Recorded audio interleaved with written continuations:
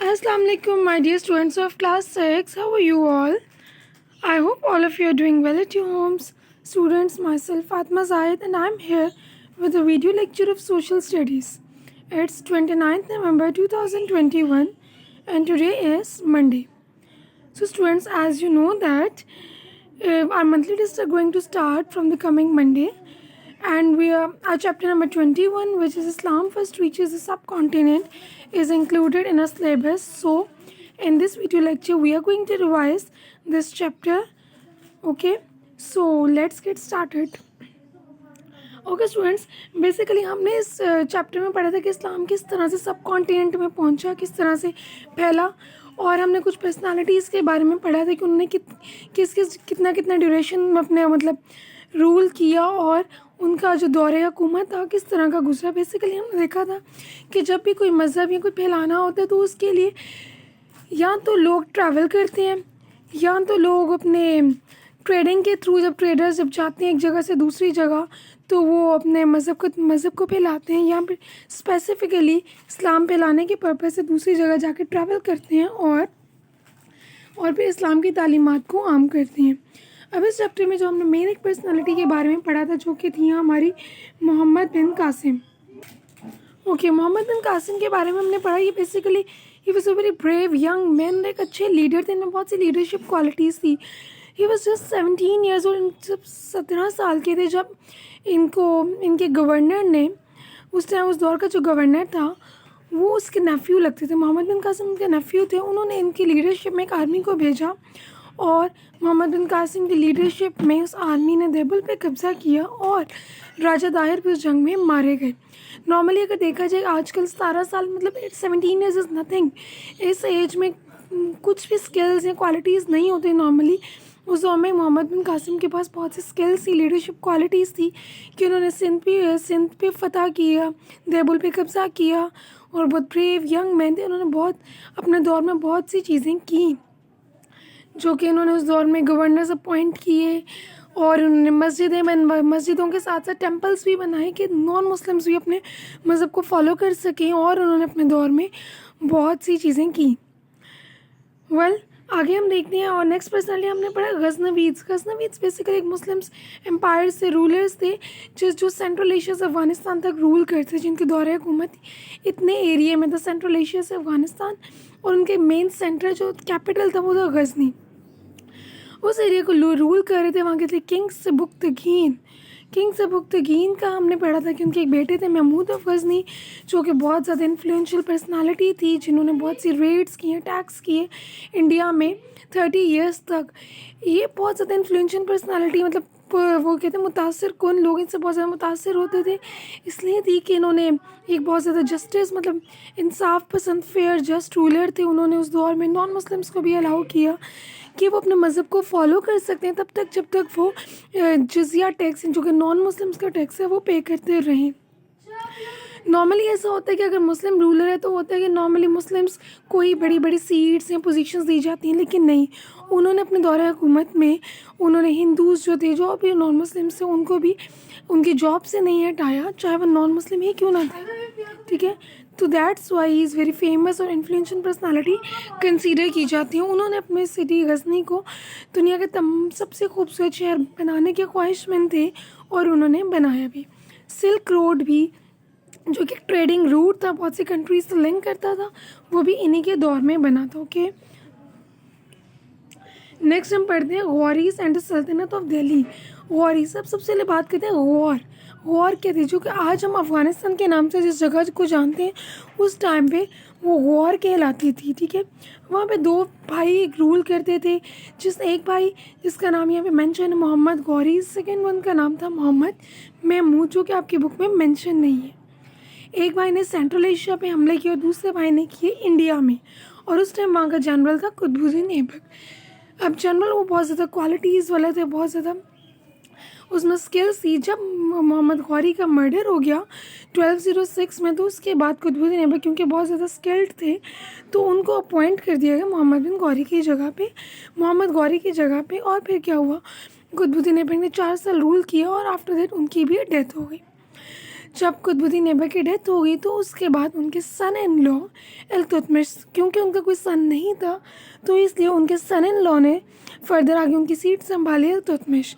जब इल्तुतमिश दौरे हुकूमत में आए तो ऐसा हुआ कि उनको बहुत सा टफ टाइम फेस करना पड़ा, क्योंकि उस टाइम पे मंगोल्स के जो लीडर थे चंगेज़ खान, उन्होंने बहुत से अटैक्स करना शुरू कर दिए, ताकि वो चाहते थे कि भाई हर तरफ मंगोल से इस्लाम ऐसा मज़हब ख़त्म हो जाए, मुसलमानों की तादाद बिल्कुल ख़त्म हो जाए, वो ये चाहते थे। ओके, नाउ नेक्स्ट हमारा टॉपिक है अच्छा मंगोल्स। जैसे कि हमने ऑलरेडी क्लास में बहुत डिटेल से डिस्कस कर चुके हैं। मंगोल्स बेसिकली एक कबीला था जिसका ताल्लुक था मंगोलिया से। ये बेसिकली जंगजू किस्म के लोग थे, जिसे कितने खूनख्वार किस्म के जंगजू किस्म के लोग थे। इनका लीडर था चंगेज़ खान। फिर क्या हुआ, चंगेज़ खान की डेथ के बाद बहुत से मंगोल्स ने इस्लाम कबूल कर लिया। फिर उसके बाद हमने साइड पे एक इन्फो बॉक्स भी पढ़ा है कुतुब मीनार के बारे में।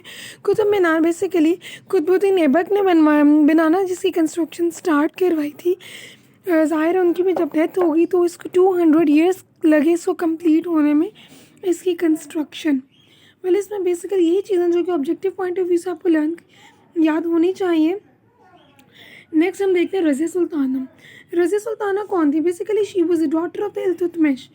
अब जब इल्तुतमिश की डेथ होगी तो उसके बाद कोई उसके 4 बेटे थे जो कि उसके बेटों में से कोई भी ऐसा कैपेबल नहीं था कि वो आगे से लीड कर सके, किसी में इतनी क्वालिटीज़ नहीं थी।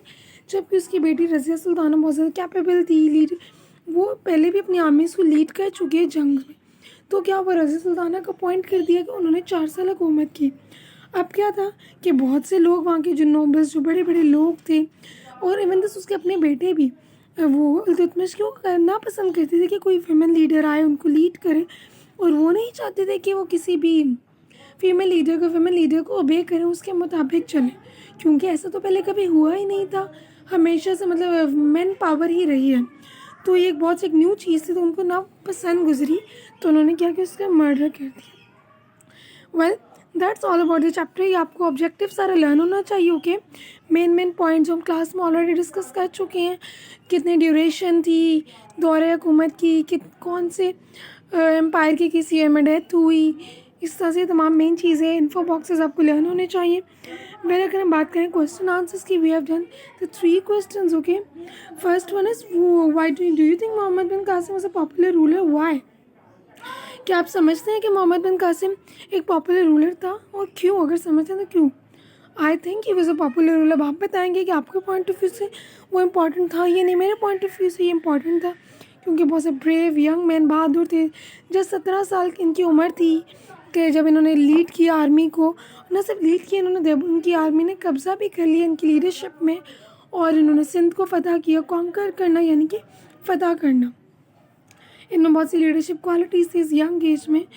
मेरे नज़दीक ये तमाम पॉइंट्स जिसकी वजह से वो बहुत ज़्यादा पॉपुलर हैं। और भी बहुत से पॉइंट्स हैं, आप डिस्कस कर सकते हैं if you think he was a popular ruler. Okay, well now move on to the question number 2। Who do you think was the most influential ruler of the Ghaznavi dynasty? Give your reasons.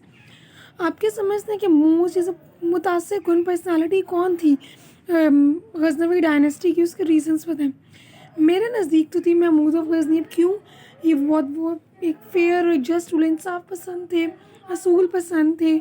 उन्होंने अपने दौर में बहुत से काम किए। Even this उन्होंने non Muslims को भी अलाउ किया कि वो जैसे चाहे अपने मज़हब को फॉलो कर सकते हैं, कि जब तक वो टैक्सेस पे करते रहें। उन्होंने नॉन मुस्लिम्स को जॉब से नहीं हटाया, क्योंकि वो टैक्सेस पे कर रहे थे, उनको हर किस्म की आज़ादी दी कि वो इस मुल्क में आज़ाद रह सकते हैं जैसे कि हम मुसलमान रह रहे थे। और इन्हें इंसाफ पसंद, असूल पसंद थे। ये तमाम क्वालिटीज़ थी जिसकी वजह से बहुत ज़्यादा इन्फ्लुएंशियल रूलर थे।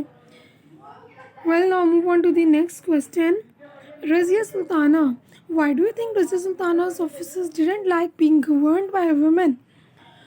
How much does attitude still exist? Should the best person, man or woman, be allowed to rule? आपको क्या लगता है कि रज़िया सुल्ताना के ऑफिसर्स क्यों नहीं पसंद करते थे कि वहाँ की वीमेन को लीड करे, रूल करे? और क्या ये एटीट्यूड आज भी पाया जाता है कि कोई वीमेन को रूल नहीं करना चाहिए? और अगर आपके ख्याल में कि बेस्ट पर्सन, चाहे वो मेल है या फीमेल है, उसको अलाउ होना चाहिए कि वह रूल करे? मेरे ख्याल में कि बहुत ज़्यादा एक स्ट्रॉन्ग कैपेबल थी उनके, अगर बेटों से कंपेयर किया जाए। वहाँ के लोग उस टाइम नहीं चाहते थे कि वो उसको ओबे करें या कोई खातून वहाँ लीड करे। तो क्योंकि ऐसा पहले हुआ ही नहीं कभी कि कोई विमेन, मेनली मैन डोमिनेशन रही है, मतलब जिसे कहें मर्दों का एक राज रहा है। वहाँ पे जैसे फर्स्ट टाइम ऐसा हुआ कि वुमेन आई लीडरशिप में लीड कर रही थी, तो उनको ये चीज़ बहुत नागवार गुजरी कि वो उसको लीड करें, that's why they murdered her. I think this attitude still exist a lot. मेरे ख्याल में कुछ हद तक, मतलब बहुत कम आज ये एटीट्यूड स्टिल लोगों में पाया जाता है। Yes, I think best person चाहे वो मैन है वुमेन, उसको अलाउ होना चाहिए कि वो रूल करें। Well students, there are only 3 questions which you have done in your copies. Worksheets is also included. Your diaries, you have to revise the complete chapter number 20, including objective, subjective, okay? Well, that's all about today's lecture. See you in the next lecture on Tuesday. Till then, take care. Allah Hafiz.